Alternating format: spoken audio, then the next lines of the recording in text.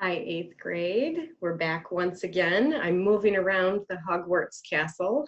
Yesterday we were in the Defense Against Dark Arts classroom again, and today we are in Dumbledore's office. We are going to read today from Farewell to Manzanar, though, not Harry Potter. And we will be reading chapter 11, which is the last chapter in part 1. And then we'll be taking a quiz and moving on after that. So chapter 11 has a lot more questions than what we've had for the last few, although it is not super long to read. But let's take a look at the questions that go along with the chapter. Here they are. So the questions are just below this picture of a young girl looking out from Manzanar fence. And below that we see chapter 11. There are actually 10 questions. Question 1, what was the purpose of the loyalty oath? Why did the government require the oath? And we're going to take a look at that in the very beginning of the chapter. The tension created by the loyalty oath in the Wakasuki household boils over and Papa's violence spreads. Which family member is shoved across a room and left whimpering in a chair? What does this show us about Papa's emotional state? I know as I read this a couple years ago, there's several students who kind of went, my gosh, there is so much violence in this book. And there is quite a bit, but that was also the reality of the time. Remember that this is a true story. It is a memoir written by Jean. Question 3, according to Papa, what is the difference between American and Japanese soldiers? Which does he believe are better fighters? Why? And do you agree with this belief or with his beliefs? So there's quite a bit in that question right there. 4, give one of Woody's reasons for his willingness to join the military. 5, what happens if a man answers no, no to the oath? What's the result of a yes, yes answer? We'll talk about that as well. Question 6, to get out of Manzanar, there are 3 options or narrow gates, as Jean calls them. A person can volunteer for the military or volunteer for deportation back to Japan. So that's the first 2. What is the third option? And what is the problem with this option? Question 7, Mike Masoka, one of the Jackal leaders, knew the best way to win back America's trust about the loyalty of Japanese Americans to the US. What was his ideas? Why was the team such a successful unit? In what way does this prove Papa was right about his philosophy on Japanese soldiers? And then we have question 8, looking at the Japanese national anthem, what do Japanese people seem to value most? Looking at America's Pledge of Allegiance, what do Americans seem to value most? If you were a Japanese American living in Manzanar, what would you find ironic about the Pledge of Allegiance? So remember, we've talked about irony a lot this year. It's the opposite of what you would expect. So what would the Japanese be the opposite they're not getting from that pledge? We'll talk about that when we read it. So if you're looking at these questions thinking you're going to struggle, I do encourage you to read the chapter along with me. Question 9, look at the last image that Jean describes in the chapter. Symbolically, what might the tiny white flowers represent? So there are lots of possibilities here. I'll take anything that you're able to pull, but I just want to remind you some things about symbolism. So the color white has symbols on its own. White usually represents things like purity, good, the opposite of black. And then also think about what flowers could maybe represent. When you pick up a flower, what are they like? And then they're tiny, so that could represent something as well. So try to pull out something that the flowers could represent. And then question 10, what does jackal stand for? I am going to tell you 2 things about this. So first of all, it doesn't tell you in chapter 11. It is in chapter 9, and it stands for Japanese American Citizens League. So I'm giving you that, but it's also in chapter 9, but it doesn't put the abbreviation right after it. So this tends to be one that's tricky for us to find. So that JACL, J-A-C-L, it stands for Japanese American Citizens League. But we also see this picture right here. This is a jackal. What qualities do these people share with a jackal, an animal with a similar sounding name? So I looked up some information about a jackal, and I was kind of actually surprised by this picture because it says that a jackal lives in the desert. That kind of looks like a prairie or something. And as we look at I don't know much about a jackal. I wouldn't be able to come up with this on my own. But so like I said, the jackal lives in the desert. Manzanar, sand. Yeah. They described him as being wily. So I had to look up wily. I think of wily coyote. It means that they're skilled at gaining an advantage and they are deceitful. So they're tricky, probably try to catch their prey. And they live by their wits. So there are some characteristics of the jackal. You are welcome to use all of the ones that I just said in your answer, but now you need to connect that to the people in the Japanese American Citizens League. How are they similar? Okay. All right, so let's take a look at chapter 11, our last chapter for section 1. And we see that it is called Yes, Yes, No, No. All right. And question 27. So this is that oath. They're asking the citizens questions. That's this whole page. 27. Are you willing to serve in the armed forces of the United States on combat duty wherever ordered? And there to mark yes or no. 28. Will you swear unqualified allegiance to the United States of America and faithfully defend the United States from any or all attack by foreign or domestic forces, and forswear any form of allegiance or obedience to the Japanese emperor or any other foreign government, power, or organization? And once again, they need to mark yes or no. And this is from the War Relocation Authority application for leave clearance in 1943. So by answering this, this is going to put them in one of two places. Yes, I'm willing to serve. Yes, I swear allegiance. They're going to be put into the military. No, I'm not willing to serve. No, I don't swear allegiance. They are going to send them back to Japan. All right, so I just want to make sure we've got these questions because I know this chapter is a little trickier. So just want to peek back. What was the purpose of loyalty oath? Why did the government require the oath? Well, let's keep reading and see if it gives us any more information, and we will definitely come across the tension as we continue in this chapter. All right. Later in December, the administration gave each family a Christmas tree hauled in from the Sierras.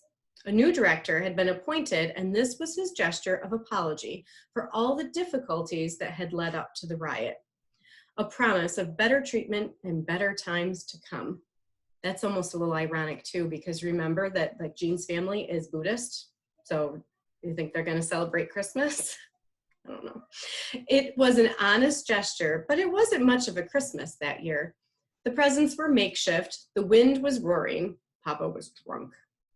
Better times were a long way off, and the difficulties, it seemed, had just begun. Early in February, the government's loyalty oath appeared. Everyone 17 and over was required to fill it out. This soon became the most dividing issue of all. It cut deeper than the riot because no one could avoid it, not even Papa. After 5 months of self-imposed isolation, this debate was what finally forced him out of the barracks and into circulation again. At the time, I was too young to understand the problem. I only knew there was no peace in our cubicle for weeks. Block organizers would come to talk to Papa and my brothers. They would huddle over the table a while, muttering like conspirators, sipping tea or one of his concoctions. Their voices gradually would rise to shouts and threats. Mama would try to calm the men down. Papa would tell her to shut up. Then Granny would interrupt and order him to quit disgracing Mama all the time.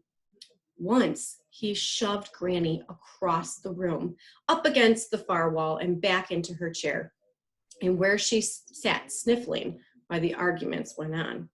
So who got pushed across the room? And what was she trying to do? If the organizers weren't there, Papa would argue with Woody, or rather Woody would listen to Papa lecture him on true loyalty, pacing from bunk to bunk, waving his cane. Listen to me, Woodrow. When a soldier goes into war, he must go believing he is never coming back. This is why the Japanese are such courageous warriors. So we're starting to get his description of the two warriors, okay? The Japanese go into war believing they'll never come back. They are prepared to die. They expect nothing else. But to do that, you must believe in what you're fighting for. If you do not believe, you will not be willing to die. If you are not willing to die, you won't fight well. And if you don't fight well, you will probably be killed stupidly, for the wrong reason and unheroically. So tell me, how can you think of going off to fight? Woody always answered softly, respectfully, with a boyish and submissive smile. I will fight well, Papa. In this war, how is it possible? I am an American citizen. America is at war. But look where they have put us. The more of us who go into the army, the sooner the war will be over. The sooner you and Mama will get out of here. Do you think I would risk losing a son for that? Now think about Woody's argument. He's very quiet about it. But he believes that if he goes off to war and helps to win this war, the sooner his family is going to be free. And that's probably the view of a lot of our Japanese young men who choose to go into battle, that one of the main reasons is to get their family out of these internment camps. You want me to answer no, no, Papa? Now remember what no, no would do. That would send him to Japan. Do you think that is what I'm telling you? Of course you cannot answer no, no. If you say no, no, you will be shipped back to Japan with all of the other bakatore. But if I answer yes, yes, I will be drafted anyway, no matter how I feel about it. That is why they are giving us the oath to sign. No, that is not true. They are looking for volunteers, and only a fool would volunteer. Papa stared hard at Woody, making this a challenge. Woody shrugged, still smiling, his boyish smile, and did not argue. He knew that when the time came, he would join the army, and he knew it was pointless to begin the argument again. It was a circle. His duty as a son was to sit and listen to Papa thrash his way around it and around it and around it. A circle, or you might have called it a corral, like Manzanar itself, with no exit, save via 3 narrow gates. So here's the 3 gates. The first led into the infantry to be able to fight, and not the best fighting circumstances. The second, back across the Pacific, back to Japan. The third, called relocation, was just opening up. Interned citizens who could find a job and a sponsor somewhere inland, away from the West Coast, were beginning to trickle out of camp. But the program was bogged down in paperwork. So there's one problem. It was taking months to process applications and security clearances. A loyalty statement required of everyone, it was hoped, might save some and a lot of red tape. This, together with the search for loyal soldiers, had given risen to the ill-fated oath. Now I want to think about that too. I'm not sure if it mentions it later on. So the third option would be to relocate somewhere. They can't go back to California. They've got to be away from the West Coast. They have to go inland. They have to have a job, and they have to have a sponsor. They have to have someone who's willing to look over them and make sure that they are being faithful citizens to the country. Do you think that they have a sponsor somewhere inland? 2 weeks before the December riot, Jackal leaders met in Salt Lake City and passed a resolution pledging Nisi to volunteer out of the camps for military service. So Nisi, they can be American citizens. Those are the Japanese Americans who were born they were born in America. Second generation. And there is a note down below. I don't know if you can see that on your screen very well. Hopefully you can read it in your book. At the time, this move was widely condemned, and Innu charges escalated. Remember, that's like a traitor, that if they're willing to join up with the American military, they're considering them traitors. That was, in fact, one of the causes for Tayama's beating. Remember that earlier?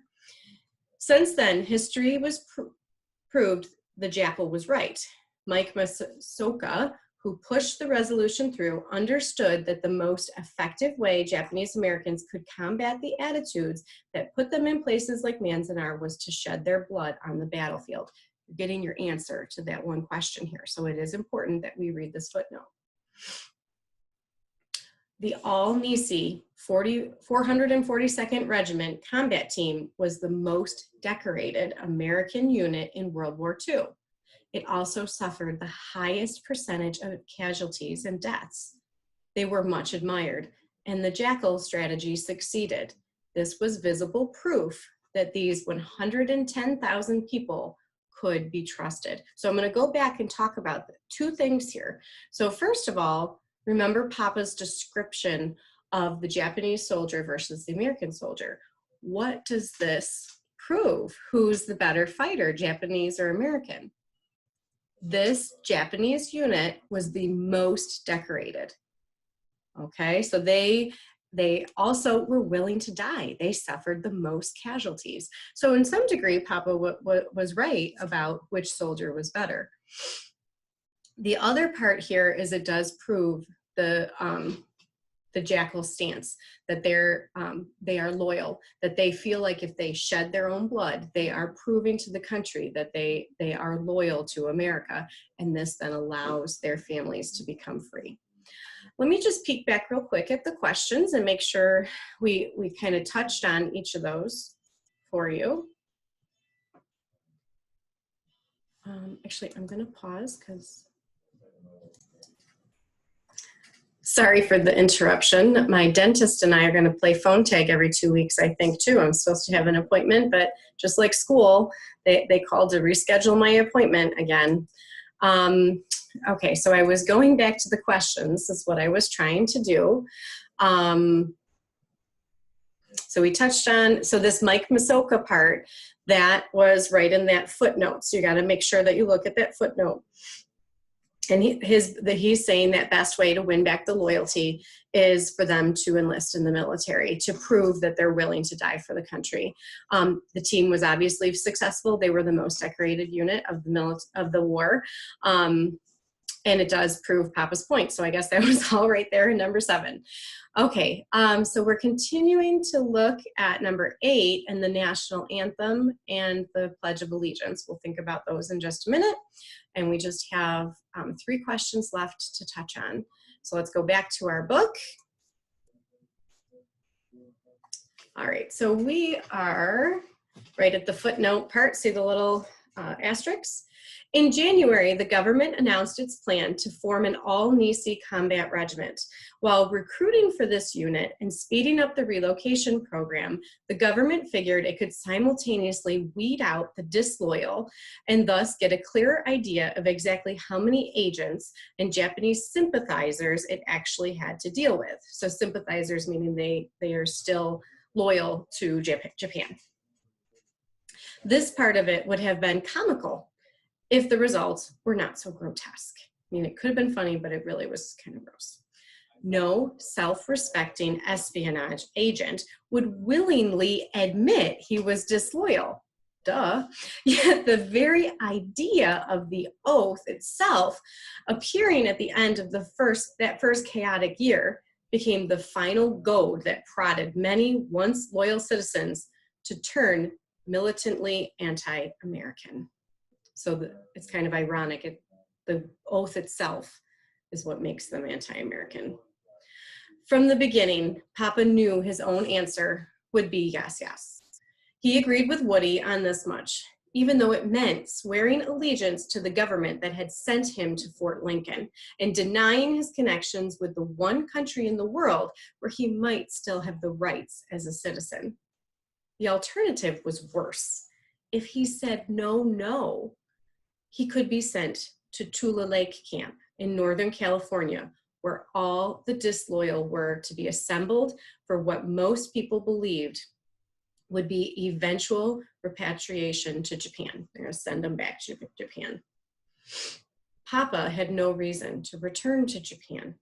He was too old to start over. He believed America would win the war, and he knew, even after all he'd endured, that if he had a future, it still lay in this country. What's more, a move to Tula Lake could mean a further splitting up of our family. This was a hard choice to make, and even harder to hold to. Anti-American feeling in camp ran stronger than ever. Pro-Japan forces were trying to organize a no-no vote by blocks in massive resistance. Others wanted to boycott the oath, meaning that they won't take it, they refuse altogether, in a show of non-cooperation or through the mistaken fear that anyone who accepted the form would be shipped out of camp. The no-nos back to Japan, the yes-yeses into an American society full of wartime hostility and racial hate. A meeting to debate the matter was called in our mess hall. Papa knew that merely showing his face would draw stares and muttered comments. Yes, yes, was just what they expected from of an Innu. But he had to speak his mind before the no-no contingent carried the block. Saying no as an individual was one thing. Bullying the entire camp into it was quite another. At the very least, he didn't want to be sucked into such a decision without having his own opinion heard.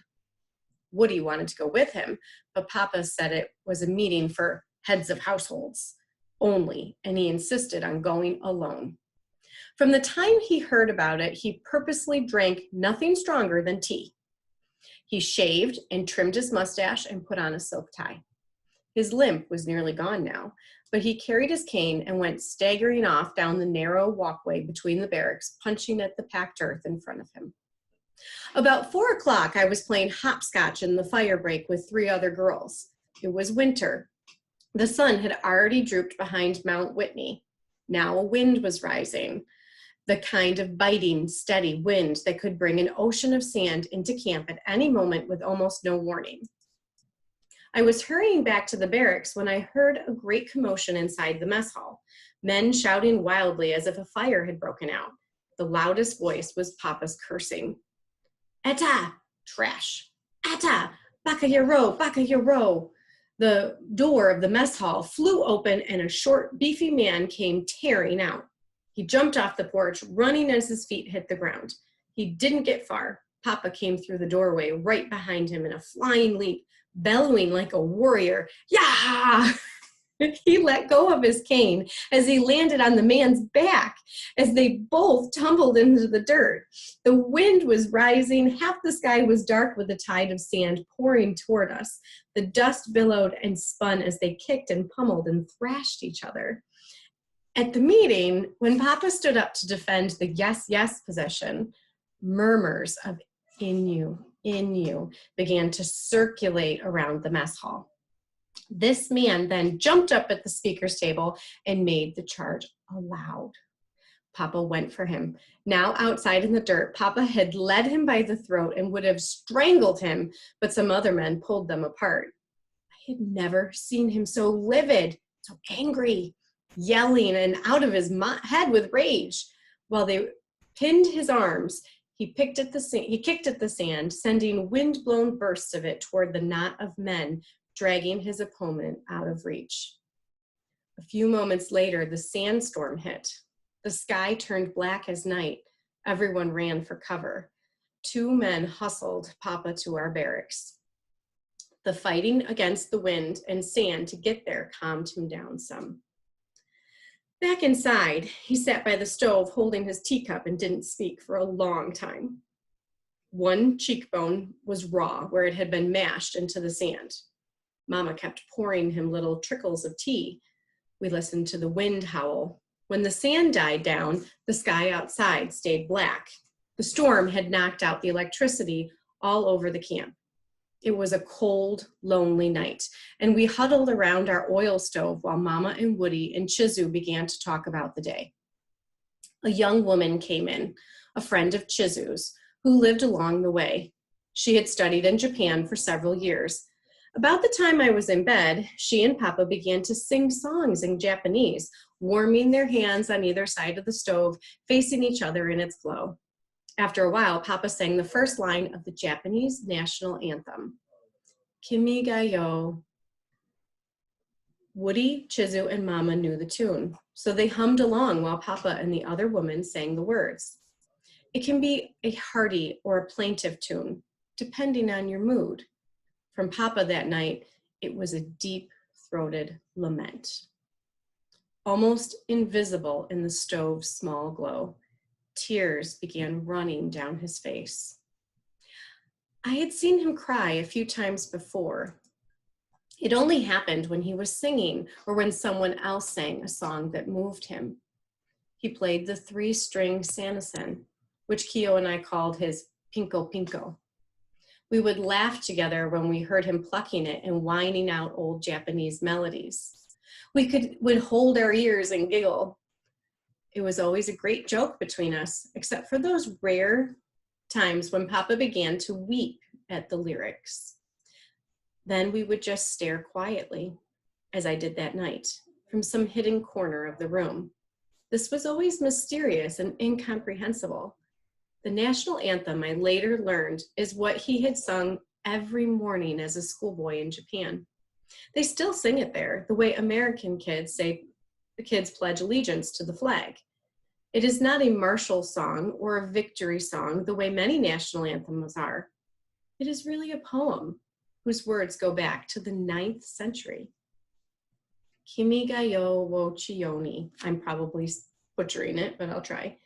Yakiyoni sazere ishi no iwa oto. Narete koke no musumaid. I totally demolished that. I apologize to anybody who knows Japanese at all. It means in English, may thy peaceful reign last long. May it last for thousands of years, until this tiny stone will grow into a massive rock, and the moss will cover it deep and thick. What is this national anthem really about? What is the hope that's in this? Overlying the gist, peace. May thy peaceful reign last long. That's what they're hoping for, is peace. It is a patriotic song that can also be read as a proverb, as a personal credo for endurance. The stone can be the kingdom, or it can be a man's life. The moss is the greenery that in time will spring even from a rock. In Japan, before the turn of the century, outside my father's house, there stood one of those stone lanterns with 4 stubby legs and a small pagoda-like roof. Each morning, someone in the household would pour a bucket full of water over this lantern. And after several years, a skin of living vegetation began to show on the stone. As a boy, he was taught that the last line of the anthem refers to a certain type of mossy lichen with exquisitely tiny white flowers sprinkled in amongst the green. So over time, these tiny white flowers might start to show up. What could those represent within the green? So keep in mind some of those things we talked about. What could tiny? What could white? And then what flowers? They're kind of delicate, etc. What could they represent? So you try to pick something out of that and be able to explain it. Okay, let's go back to the song and the Pledge of Allegiance. The national anthem, we mentioned that overall that's looking at peace. If we think about our own national anthem, okay, I pledge allegiance to the flag of the United States of America. We say this every morning, and I'm blanking on it. And I've actually been saying it with Colin too. But what are we when we are looking at that flag, what does it represent? What are we saying in that pledge? Freedom, liberty, and justice for all, right? So freedom and liberty are those main things that we get out of our Pledge of Allegiance. That is not the same thing as peace. What is ironic in the camp right now? Do they have freedom and liberty in this camp? All right, real quick before we end our lesson, let's peek again at those questions and just make sure we understand them. I know this chapter is a little more challenging than some of the others. Oh, and then what does jackal stand for? I kind of already talked about, remember that the jackal lives in the desert and that it is wily and sneaky to catch its prey, and that it has to use its wits. So thinking about this particular group, that they're using their wits to figure out how to get out of camp, how to prove their loyalty, etc. And I think we have covered everything clearly. If you struggle on any of these and you have any questions, please make sure that you reach out to me. You can send messages actually in Schoology. You can send me an email. You can send me a message on Remind. However you can get that question out to me, please make sure that you ask so that we know that we're understanding it. There will be a quiz on chapters 6 through 11. It'll be on Schoology and it is also on your flash drive. I prefer you do it on Schoology because it'll tell you when you're done which answers you got right and wrong, give you immediate feedback. Otherwise, I'll grade those ones that you do on paper and let you know how you did. Please try to send them to me, though, before you move on to Chapter 12, just so that we know we have a good understanding going forward. And I hope you have a great rest of your day. Today was a little longer. We'll see you tomorrow. Actually, I'll see you in a few days because you're going to do some other things.